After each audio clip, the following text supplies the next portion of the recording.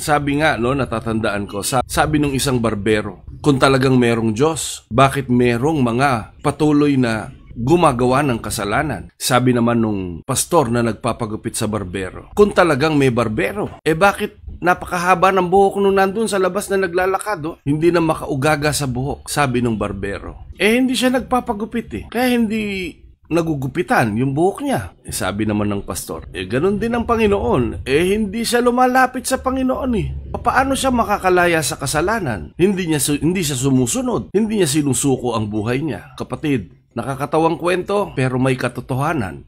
Ang proteksyon ng Diyos ay para lang talaga sa mga matuwid. Kung hindi ka susunod, mapapariwara ka talaga. May mga instruction na ibinibigay ang Panginoon. Kung susundin mo ito, sigurado hindi ka mapapariwara. Pero kung hindi ka susunod, hindi ko maipapangako na ang pag-iingat ng Diyos ay kasama mo.